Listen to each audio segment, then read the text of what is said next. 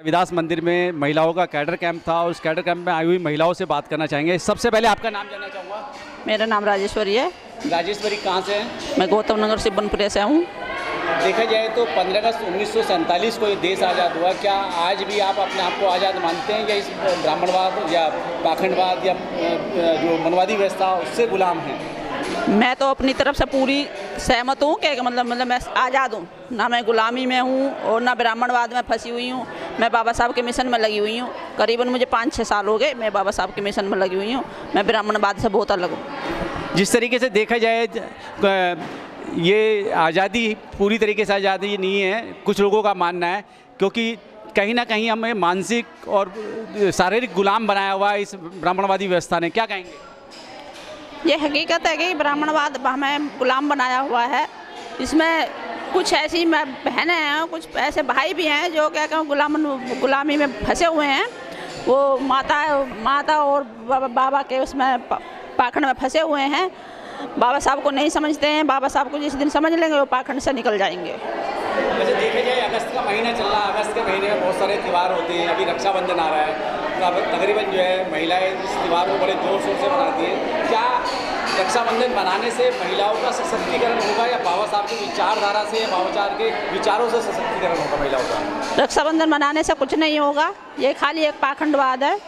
और क्या कहें, उस बनियान की चाल है कि भैया हमारे त्यौहार पे बिक्री होए। जो बाबा साहब ने हमारे लिए कर दिया है वो ही है सब कुछ। त्योहारों में कुछ नहीं रखा। जो बाबा साहब को पढ़ लेगा, बाबा साहब के मिशन पे चलेगा, वो ही सब कुछ है। अच्छा, रक्षाबंधन के त्यौहार को लेकर आप क्या कहना चाहते हैं? रक्षाबंधन का त्यौहार मैं तो मनाती नहीं हूँ। 5 साल हो गए वो खामोखा का हम ढो रहे थे, हमें पता ही नहीं था रक्षाबंधन क्या है, क्या त्यौहार है। लेकिन अब हमने उसे दिल से निकाल दिया है, क्योंकि बाबा साहब की विचारधाराओं पे हमें चलना है, उन्हें मानना है और सबसे ज़्यादा तो उन्हें पढ़ना है। क्योंकि रक्षाबंधन पहले मतलब किसी ने राखी बांध दी, भैया हमारी रक्षा करेगा, ऐसा तो कुछ नहीं होता। ये फालतू के त्यौहार हैं जो हम मनाते हुए आए हैं, लेकिन अब हम उस चीज़ को नहीं मनाएंगे जो हमें बिल्कुल अच्छा त्यौहार है ही नहीं। क्या आपको लगता है कि 29 अगस्त 1932 को बाबा साहब ने आपके जो मौलिक अधिकार थे, मेले ठेले में जाने का, शादी ब्याह में नाच गाने का, इसके अलावा पढ़ने लिखने का, अच्छे मकान बनाने का अधिकार दिलाया था? क्या इस ब्राह्मणवादी व्यवस्था ज़्यादा अच्छी आप मानते हैं या बाबा साहब के दिलाए हुए अधिकार? बाबा साहब के दिलाए हुए अधिकार हमारी तो मतलब कुछ पहचान ही नहीं थी। अब बाबा साहब को हमने जाना पढ़ा, तब से हमारी पहचान बहुत ज़्यादा निखर के आई। हमें सब जानने लगे हैं बाबा साहब के नाम पे ही। और बाबा साहब ने हमारे लिए इतना कुछ किया, हमें तो पता ही नहीं था। बस 14 अप्रैल में जाना है, मनानी है, बस यही पता था। और मैं धन्यवाद करती हूँ रमेश गौतम जी का, जिन्होंने हमें इस चीज़ से जोड़ा और हमें इस चीज़ को बताया कि बाबा साहब ने हमारे लिए क्या क्या अधिकार लिए। 4 अधिकार लेके आए वो हमारे लिए पूना से, और बाबा साहब ने हमारे लिए बहुत कुछ किया है। अच्छा, देखा जाए तो अगस्त का महीना चल रहा है, अगले 30 अगस्त को जो है कृष्ण जन्माष्टमी है। क्या कृष्ण जन्माष्टमी मनाने से आपका उद्धार होगा या बाबा साहब के विचारों से होगा? विचारों से होगा। जन्माष्टमी तो हम मनाते ही नहीं है, वो पहले ही मनाई थी, घर में पूजा पाठ होती थी, लेकिन अब नहीं है। 12 साल से मैंने जन्माष्टमी का भी व्रत नहीं रखा है, कोई व्रत नहीं रखती। वो उस इंसान का हम व्रत क्यों रखे जो हमारे पे गंदी निगाह डाले? हमारी बहन बेटियों को पहले गंदी निगाह से देखता था, तो हम उसे भगवान नहीं मानते, हम इंसान भी नहीं मानते, क्योंकि वो जानवर के समान है। जो किसी धी बेटी पे नज़र डाले गंदी, उसको हम नहीं मानते। आपके क्या विचार है जन्माष्टमी को लेकर? जिस तरीके से देखा जाए नंगी औरतों को, लड़कियों को जो है नहाते हुए देखना, उनके कपड़े उठा के भाग जाना, चोरी कर लेना, क्या? और उसके बाद में एक और धारणा है उसकी, उस भगवान के बारे में, कि जिससे शादी करी कभी उसको अपने साथ नहीं रखा, अपनी लवर यानी कि अपनी प्रेमिका के साथ में हर मंदिर में उसकी पूजा होती है। क्या कहेंगे ऐसे भगवान के लिए? ऐसे भगवान को तो मैं क्या कहूँ, जितना भी धुतकारूँ उतना ही कम है। जो मेरे बाबा साहब ने कर दिया वो सबसे ज़्यादा है। आज तक किसी ने 33 करोड़ देवी देवताओं, किसी ने कुछ नहीं किया। और सब ये जन्माष्टमी मनाने से क्या होगा? अगर किसी का बेटा किसी की बेटी को छेड़ दे उसे तो तुरंत क्या कहें जेल भिजवा देंगे। और वो तो खाली सारी जितनी भी मतलब लेडीज थी, हमारी बहन बेटी थी, सबके कपड़े ले जाता और कहता था निर्वस्त्र हो करो, हमारे ऊपर को हाथ करके हमारे सामने आओ। तो इसको हम भगवान थोड़ी कहेंगे? हम तो इसको जितना भी जूते मारे उतना ही कम है। क्या आपको लगता है कि ब्राह्मणवादी व्यवस्था छोड़ के आपका उद्धार हो सकता है बुद्धिज्म में जाने से, बाबा साहब के विचारों में जाने से? ज़रूर सर, क्योंकि हमने तो बौद्ध धर्म ले लिया है पूरी तरह। हमने जो पहले पाखंडवाद ढो रहे थे ना, हमने वो घर से निकाल के फेंक दिए वो मूर्तियाँ जो हमें सुख नहीं दे सकती। हमें एक पत्थर की मूर्ति कुछ दे नहीं सकती, तो हम उस पत्थर की मूर्ति को अपने घर में क्यों रखें? क्यों? हमें माता पिता की सेवा करनी चाहिए, बस वो हमारे भगवान है, जन्मदाता। और दूसरे हैं हमारे बाबा साहब, उनको हमें पूजना चाहिए और खासकर हमें संविधान रख के पूजना चाहिए, देवी देवता की जगह पर रख के। नाम और जानना चाहूँगा। मैं पिंकी बौद्ध नाम है मेरा, मैं शिवबनपुरे गाजियाबाद से आई हूँ। बहुत बहुत धन्यवाद आप दोनों का। बहुत बहुत साधुवाद आपका भी सर। पहले आपको जय भीम। जय भीम।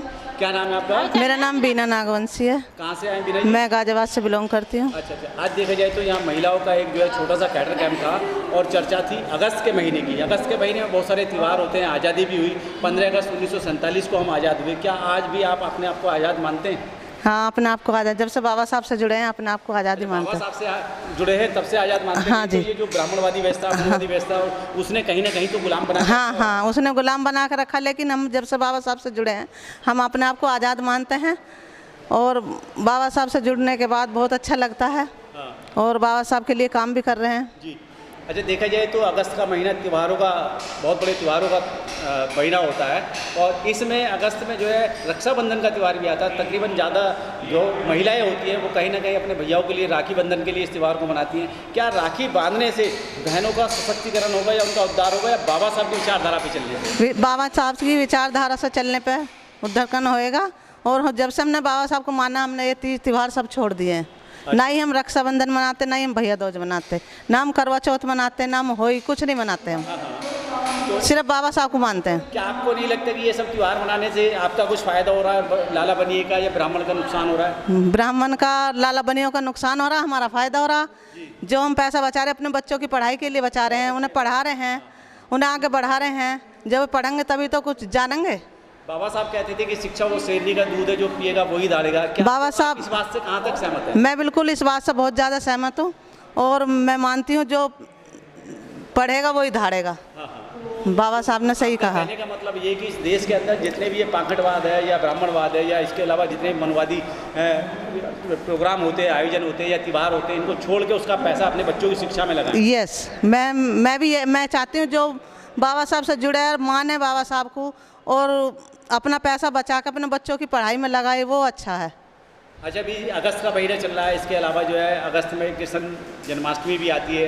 हालांकि जो है बहुत सारे लोग उसको जो है भगवान मानते हैं, लेकिन कुछ लोग कहते हैं कि वो चोर था, उचक्का था, नंगी लड़कियों को देखता था। क्या विचार है आपके? वो सही है, वो नंगी लड़कियों को ही देखता था, उनके कपड़े उठा कर ले जाता था और उनकी मतलब राशि अलग थी। लेकिन वो राजा है, लेकिन उसे सब भगवान मानते हैं।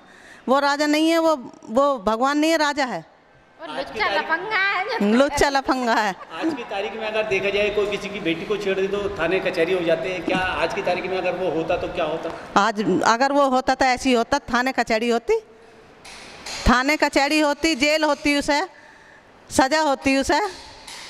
एक तरफ लोग उसको भगवान मानते हैं जिससे शादी हुई थी रुक्मणी, लेकिन उसको कभी अपने साथ नहीं रखा। लेकिन राधा जो है उसकी प्रेमिका थी, उसको आज तक मंदिरों में पूजा जाता है। क्या ऐसे भी भगवान होते हैं? नहीं, ऐसा कोई वो भगवान है ही नहीं। वो तो छिछोरा है, वो छिछोरा है, लड़कियों को छेड़ता है, उनके नंगे उनके कपड़े उठा कर ले जाता है, फिर देता नहीं है, मतलब बाहर निकल के आओ जब दूंगा कपड़े, ऐसा वो भगवान नहीं है।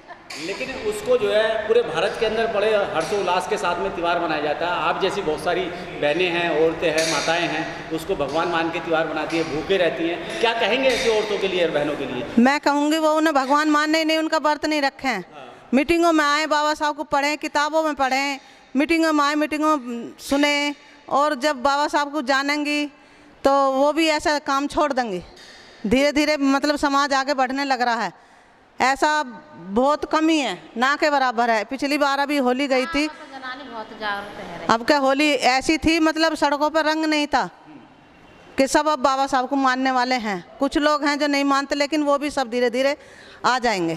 जिस तरीके से आप लोग पूरे दिन टीवी में लगे रहते हैं, टेलीविज़न में नए नए नाटक आते रहते हैं महिलाओं के, उसमें त्यौहार दिखाए जाते हैं, करवा चौथ मनाई जाती है, अगोई मनाई जाती है, होली मनाई जाती है, जन्माष्टमी मनाई जाती है, उसी की देखा देख आप लोग वो सब सीख रहे हैं। क्या उस सबको कैसे छोड़ेंगे, कैसे नकारेंगे? नकारेंगे सर जी, हम तो देखो टीवी देखते नहीं हैं। हाँ, टीवी देखते हैं तो सिर्फ एक बाबा साहब का नाटक आता है, मैं उसे देखती हूँ। मुझे इतना टाइम नहीं मिलता। मैं बाबा साहब के मिशन में जुड़ी हुई हूँ, मिशन का काम करती हूँ और मेरा कुछ अपना काम भी है, बच्चों की पढ़ाई का भी ध्यान रखना। मैं ये काम नहीं करती ज़्यादा। अच्छा, जिस तरीके से बाबा साहब ने देखा जाए हिंदू कोड बिल बनाया, बाबा साहब ने महिलाओं के अधिकार के लिए अपने मंत्री पद को भी जो है त्याग दे दिया, लेकिन दलित समाज की महिलाओं के अलावा इसके अलावा और समाज की महिलाएं, औरतें हैं, वो बाबा साहब के उस बलिदान को नहीं मानती। क्या कहेंगे उनके लिए? वो नहीं मानती, उनकी गलत बात है, लेकिन उन्हें मानना चाहिए। बाबा साहब ने सभी के लिए किया, ये नहीं कि हमारे लिए किया है। जितनी भी देश की महिलाएं हैं सब के लिए किया, लेकिन उनकी सोच है कि इन महिलाओं के लिए किया, हमारे लिए कुछ नहीं किया। अगर वो शिक्षित हैं, अगर किताबें पढ़ें, कैडर में आवें तो वो भी मानने लग जाएंगी, लेकिन वो औरतें घर से बाहर नहीं निकलती हैं। क्या आपको नहीं लगता बाबा साहब की वजह से एक महिला जो है आज मतलब एक सिपाही से लेके मुख्यमंत्री, प्रधानमंत्री, राष्ट्रपति, यहाँ तक कि फाइटर प्लेन उड़ा रही हैं, वो सब बाबा साहब की देन है या इन देवी देवताओं की देन है? बाबा साहब की देन है, इन देवी देवताओं की कोई देन नहीं है। अगर बाबा साहब नहीं होते तो आज औरतें इतना राज नहीं करती। प्रधानमंत्री, DBS, मुख्यमंत्री कुछ नहीं बन पाती। ये सब बाबा साहब की देन है। तो आप क्या लगता है कि जिस तरीके से आप बाबा साहब की विचारधारा पे चल रहे हैं, अगर पूरे देश की महिलाएं बाबा साहब की विचारधारा को मानना चालू कर दें, क्या इस देश का उद्धार हो जाएगा? बिल्कुल हो जाएगा। अगर सब बाबा साहब की विचारधारा पर चलें तो बिल्कुल उद्धार हो जाएगा। कुछ उद्धार हो भी चुका है, कुछ हो जाएगा। अच्छा, जो महिलाएं अभी भी जो है पाखंडवाद में, हिंदूवाद में, ब्राह्मणवाद में फंसी हुई हैं, उससे बाहर निकलने के लिए उनको क्या कहना चाहेंगे?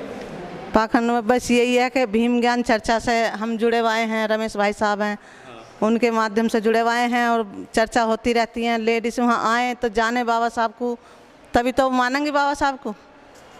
जब आएंगे नहीं तो मानेंगे कहाँ से? या किताबों में है या चर्चा में है बाबा साहब। ठीक।